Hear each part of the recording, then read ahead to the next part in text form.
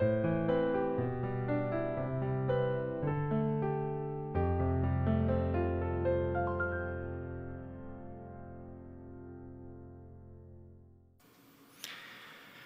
오늘도 매일 주심 기도회로 예배 자리 가운데 나오신 여러분 모두를 환영하고 축복합니다.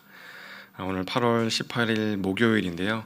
오늘도 하나님의 은혜를 구하며 나아가도록 하겠습니다. 기도하겠습니다. 참 좋으신 주님 감사를 드립니다. 오늘도 저희를 변함없이 예배 자리 가운데 불러주시니 감사를 드립니다. 하나님, 예배드리는 저희로 겉사람이 아니라 속사람을 강건케 세워나가는 우리들 될 수 있도록 인도하여 주십시오. 하나님은 우리의 외모보다도 우리의 속사람이 하나님께 기쁨이 될 수 있기를 원하십니다.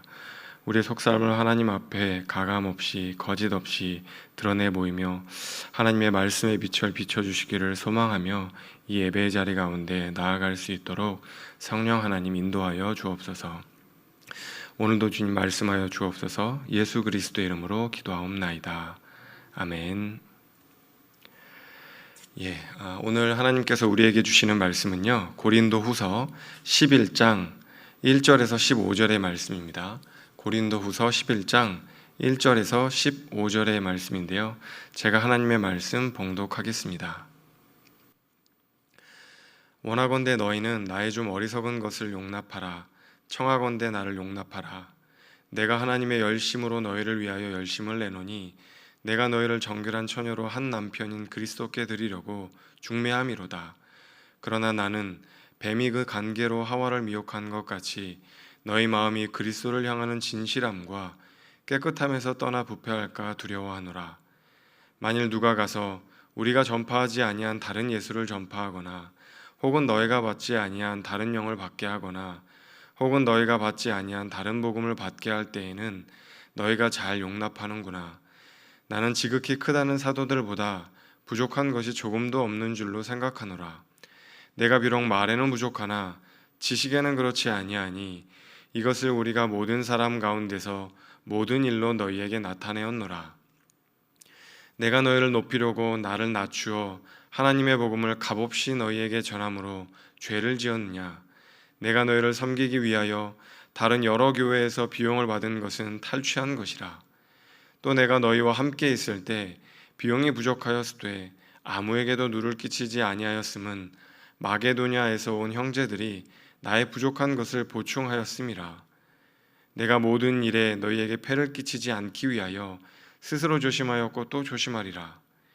그리스도의 진리가 내 속에 있으니 아가야 지방에서 나의 이 자랑이 막히지 아니하리라. 어떠한 까닭이냐? 내가 너희를 사랑하지 아니함이냐? 하나님이 아시느니라. 나는 내가 해온 그대로 앞으로도 하리니 기회를 찾는 자들이 그 자랑하는 일로 우리와 같이 인정받으려는 그 기회를 끊으려 함이라. 그런 사람들은 거짓 사도요 속이는 일꾼이니 자기를 그리스도의 사도로 가장하는 자들이니라. 이것은 이상한 일이 아니니라. 사탄도 자기를 광명의 천사로 가장하나니 그러므로 사탄의 일꾼들도 자기를 의의 일꾼으로 가장하는 것이 또한 대단한 일이 아니니라. 그들의 마지막은 그 행위대로 되리라. 아멘. 여러분, 오늘 말씀은요, 고린도후서 11장입니다. 고린도후서 11장인데요. 10장부터는 바울이 자신을 공격하는 거짓 사도들을 향해서 자기 자신을 변호하는, 내가 진정한 사도요 또 사도 직분을 가지고 있다라는 것으로 자신을 이제 변호하는 내용들을 이야기하고 있습니다. 하지만 자신을 변호하는 가운데에서도 바울 사도는 자신의 어떤 온유함, 또 온순함, 관대함, 이런 것들이 이제 잃어버리지 않았다는 이제 그런 이야기를 어제 이제 드렸습니다.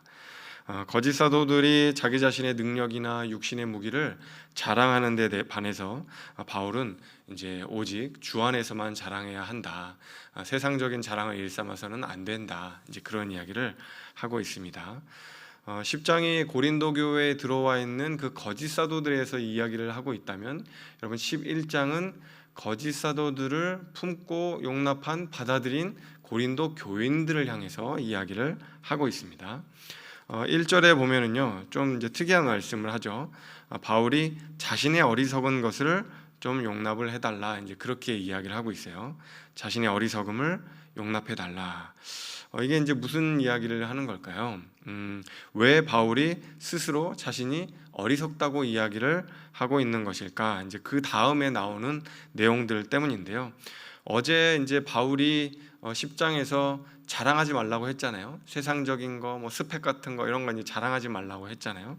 그런데 마치 내용을 읽어보면 바울이 자신의 어떠한 부분들을 마치 자랑하는 것처럼 이렇게 들려요. 그렇게 이제 느껴지는 거죠. 그러니까 어제 했던 이야기들과 좀 상충되는 거 이제 같다 보니까 바울이 자신의 좀 어리석음을 용납해 달라, 이렇게 이제 이야기를 하는 거죠.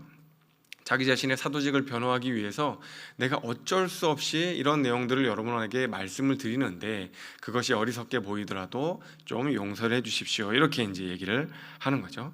그래서 이제 이 어리석음을 용납해달라 이렇게 얘기를 하니까 보통 이제 성서학자들은 오늘 11장 그리고 내일 12장, 이제 모레 12장 요 이제 부분들을 뭐라고 이야기를 하냐면 바보 연설이다, 이렇게 얘기를 해요. 사도 바울의 어리석음과 관련된 연설이다. 그래서 바보 연설이다, 이렇게 이제 이야기를 합니다. 바보 연설을 시작하면서 바울은 고린도 교회에 들어온 거짓 사도들을 창세기에 나와 있는 그 뱀에 이제 비유를 합니다. 고린도 교인들의 진실하고 깨끗한 그 믿음을 이 거짓 사도들이 다 변질시켜 놓고 있다. 뱀처럼 그렇게 미혹시키고 해서 다 변질시켜 놓고 있다. 이제 그런 이야기를 하는 거죠. 그들이 전하는 예수는 성경이 전하는 예수가 아닌 다른 예수요. 그들이 전하는 영은 성령의 영이 아닌 다른 영이요. 그들이 전하는 복음은 성경에 나온 복음이 아닌 가짜 복음이다. 다른 복음이다. 이제 그렇게 얘기를 하는 거죠. 그런데 다른 복음, 다른 예수, 다른 영을 전하고 있는데 고린도 교회 성도들이 그것을 넙죽넙죽 잘 받아먹고 잘 받아들이고 있다는 거죠. 그러니까 이제 바울이 너무나 안타깝고 속이 상하고 마음이 답답한 거예요. 그래서 바울이 이런 부분들에 대해서 한 3가지 정도로 자기 자신을 이제 변호를 합니다. 첫 번째, 5절인데요. 나는 지극히 크다는 사도들보다도 부족한 것이 조금도 없다, 이야기를 하는 거예요. 여러분, 여기 나오는 지극히 큰 사도가 누구일까요? 지극히 큰 사도, 우리 사도하면은 뭐 베드로 떠오르고 바울 떠오르고 이제 그러잖아요. 근데 여러분, 이게요, 그럴 수도 있지만 베드로를 언급하는 내용일 수도 있지만 대다수의 성서학자들은 아닐 것이다. 여기서 이야기하는 이 지극히 크다는 사도는 자기의 능력을 과시하고 자랑하고 세상적인 그 자랑을 일삼는 거짓 사도들을 이렇게 역설적으로 표현한 걸 것이다, 이렇게 이제 생각을 합니다. 그 사람들이 자기 자랑을 엄청나게 하는데 그렇다 해도 바울은 자랑거리로 삼아도 자기 자신은 부족한 게 없다는 이제 그런 이야기를 하고 있는 거죠. 여러분, 여기서 말은 안 하지만요, 이제 빌립보서나 이런 데서 이제 보면은 바울이 뭐라 그래요? 자기는 이제 히브리인 중에 히브리인이요, 그 바리새파 중에 바리새파, 이제 그렇게 얘기를 하잖아요. 그러니까 가말리알의 그 랍비의 수하에서 아주 제대로 이제 공부했던 엘리트 중에 엘리트가 이제 사도 바울이죠. 그러니까 아주 이제 스펙이 좋은 사람이었어요. 그러니까 자랑거리로 삼아도 부족함이 없는 사람이었다는 거죠. 두 번째 어떻게 또 변호를 하냐? 6절인데요. 6절 이런 이야기를 하죠. 자신이 언변은 좀 부족할지 몰라도 지식에 대해서는 전혀 부족하지 않다. 지식에 대해서는 전혀 꿀리지 않는다. 이렇게 이제 이야기를 해요. 여러분, 이게 이제 사도 바울의 바보 연설이라고 했죠. 이렇게 이제 이야기하는 게 사도 바울도 원치 않았던 거예요. 근데 이제 어쩔 수 없이 사도직을 이제 옹호를 해야 하다 보니까 이런 이야기들을 하게 되는 거죠.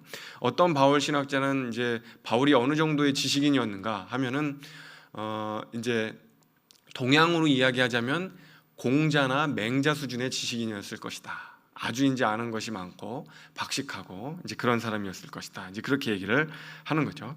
물론 이제 지식만이 아니고요, 언변에 있어서도 사실 바울이 그렇게 부족한 사람이라고 이야기하기는 어려운 게요. 제가 이제 지난번 수요예배 때도 이제 설교를 하긴 했지만 사도행전 16장에 보면은 바울이 루스드라에서 복음을 선포를 합니다. 근데 복음을 선포하는데 그런 바울에 대해서 사람들이 뭐라고 이야기를 하냐면 헤르메스다, 그렇게 얘기를 해요. 그리스 로마 신화에 나오는 헤르메스는 여러분 웅변의 신이에요. 그러니까 말을 굉장히 잘했다는 거예요, 못했다는 거예요? 적어도 평균 이상은 했다는 겁니다. 헤르메스의 신이라고 이제 불릴 정도였으면 언변이 그렇게 나쁘지는 않았었다는 거예요. 그러니까 좀 이제 바울이 역설적으로 이제 그렇게 이야기를 하는 것 같아요. 자, 세 번째 또 뭐라고 얘기를 하냐면, 바울은 고린도 교회에서 사역할 때 자신을 일부러 고의적으로 겸손하게 겸비하게 자신을 낮췄다라고 이야기를 해요. 어떻게 낮췄는가? 사례비를 하나도 안 받았다는 거예요. 고린도 교회에게서는 사례비를, 보수를 1도 안 받았다는 거죠. 그건 자신이 그럴 능력이 없거나 권리가 없어서가 아니고요, 고린도 교인들에게 누가 될까봐, 폐가 될까봐 자신을 오히려 낮추고 고린도 교인들을 높였다, 이렇게 이제 이야기를 하는 거예요. 오히려 이제 타교회라고 할 수 있는 그 마게도냐 교회, 아마도 이제 빌립보 교회인 것 같은데요, 그 교회로부터 사례비를 이제 받았다, 그렇게 얘기를 해요. 근데 8절에도요 이거를 이제 뭐라고 하냐면, 이게 제가 이제 자신을 낮추어서 이렇게 하긴 했지만 사실은 다른 교회로부터 탈취한 것이다, 재정을. 그러니까 다른 교회의 재정을 약간 강제로 뺏어온 것과 같다, 이제 그런 식으로까지 이제 이야기를 해요. 그러니까 무슨 이야기를 바울이 지금 하고 싶은 거냐면요, 원래 제가 고린도 교회에서 1년 반 동안 여러분에게 사역을 했으니 사실은 여러분이 이 선교 사역과 복음 사역과 교회를 세우는 사역을 위해서 여러분이 사례를 지급하는 것이 마땅하지만, 제가 여러분에게 폐가 될까봐, 개척교회는 여러분에게 어려움이 될까봐 다른 마게도냐 교회에게 신세를 졌습니다. 사실은 여러분이 했어야 마땅한 것인데 그러지 못했으니 어떻게 사실은 생각하는 거예요? 여러분이 어떤 면에서는 미안해하는 마음을 품을 수 있어야 하는데, 바울이 능력이 없다, 권리가 없다, 막 그런 식으로 공격하는 게 과연 마땅한 것입니까? 그렇게 이제 바울이 이야기를 하는 거예요. 그저 겸손하게 값없이 저는 복음을 선포하고 싶었을 따름이다. 그래서 사례비를 안 받은 것이지 자기가 능력이 없어서 그런 것은 아니라는 이야기를 하는 거예요. 이렇게 이제 바울이 한 3가지 정도 이유를 들어서 이제 자신의 어떤 사도권, 그런 것들이 이제 변호하고 옹호하고, 또 본의 아니게 어떻게 하다 보니까 이게 뭔가 자랑하는 것처럼 들리게 이제 되는 것이죠. 그래서 이제 이거를 바보 연설이다, 이렇게 이제 이야기를 보통 해요. 저는 이 말씀을 이제 보면서요, 그런 생각이 들었어요. 교회와 사역자를 바라보는 기준이랄까요? 그런 것들에 대해서 바울이 이렇게 정리를 해주는구나, 이제 그런 거죠. 여러분, 교회를 바라보고 평가하는 이제 기준이 우리에게도 이제 나름대로 있잖아요. 근데 이제 바울은 교회를 바라보고 평가하는 그런 기준에 대해서 뭐라고 이제 이야기를 하고 있는 거냐면요, 참 복음, 참 예수가 선포되고 있는가, 참 진리가 선포되고 있는가, 그것이 우리가 교회를 바라보는 가장 핵심적이고 중요한 기준이 되어야 한다라고 바울은 이야기를 하고 있는 거예요. 그러니까 강단에서 선포되는 말씀이 우리의 욕망을 정당화시켜주고, 우리의 욕망을 내려놓지 못하게 하고, 그런 식의 이제 방식으로 욕망을 옹호해주는 방식으로 우리가 말씀을 선포한다면 그것은 잘못된 것이라는 것이죠. 우리의 욕망을 좀 내려놓고 좀 실패하더라도 좁은 길, 예수의 길, 사죄와 은총의 길을 가야 한다고, 그리고 우리가 그것을 교회에 대해서 생각할 때 가장 중요한 기준이 되어야 한다라고 바울은 이야기를 하고 있어요. 교회 건물이 얼마나 크냐, 성도가 얼마나 많느냐, 얼마나 많은 업적이 있느냐, 이런 것들은 다 부차적인 문제라는 거죠. 그리고 또 이제 사역자를 바라보는 기준에 대해서도 바울이 중요한 이제 깨우침을 주고 있어요. 여기에 이제 굉장히 여러분 중요한 게 있습니다. 바울은 뭔 얘기를 하는 거냐면요, 말솜씨나 언변 이런 것보다도 그 사람의 성품이 더 중요하다는 거예요. 여러분, 조금 더 이제 직설적으로 이야기를 하자면요, 조금 이런 이야기 하기 좀 그렇긴 하지만 설교를 얼마나 잘하는가, 이것보다도요, 이 사람이 얼마나 진실한가, 얼마나 진실하게 성도들을 아끼고 사랑하고 하나님과 교회를 사랑하며 목양을 하고 있는가, 여러분, 이게 더 중요하다는 거예요. 바울은 이제 그렇게 이야기를 하고 있는 거죠. 그 진정성이 훨씬 중요하다. 여러분, 왜죠? 바울이 오늘 서신의 말미에 그런 이야기를 하잖아요. 사탄도 자신을 가장해서 거짓 사도의 모습으로 들어와서 현란한 말솜씨로 광명한 천사의 모습으로 사람들을 미혹시킬 수 있다는 거예요, 없다는 거예요? 있다는 거예요, 여러분. 기가 막힌 거죠. 여러분, 이단들의 이렇게 설교하는 거나 뭐 성경 공부하는 거 들어보셨어요? 굉장히 잘합니다. 제가 여러분 성경 공부 같은 거 하기 전에 이단들이 뭐라고 하는가, 뭐 요한계시록 같은 거 하면은 이단들이 뭐라고 하는가 이렇게 들어보거든요. 말도 안 되는 이야기긴 하지만 굉장히 잘해요. 그럴듯하게 합니다. 여러분, 이제 그렇다는 거죠. 말솜씨 이런 것들이 미혹되면 안 된다는 겁니다. 진실한 사역자는 그 진실한 성품과 사랑이 있어야 하기 때문에 그것이 가장 첫 번째 되는 기준이 되어야 한다. 이제 그런 말씀을 드리고 있는 거예요. 사랑하는 높은 뜻 덕소교회 성도 여러분, 예수님이 은전 30냥의 싸구려로 팔리셨습니다. 값없이 팔리셨어요. 그렇기 때문에 바울 사도도 자신을 높이지 않는 거예요. 예수님처럼 자신을 낮추어서 값없이 복음을 전하기 위해서 애썼다고, 그렇기 때문에 바울도 고린도 교회 성도들에게 이야기를 하고 있는 거죠.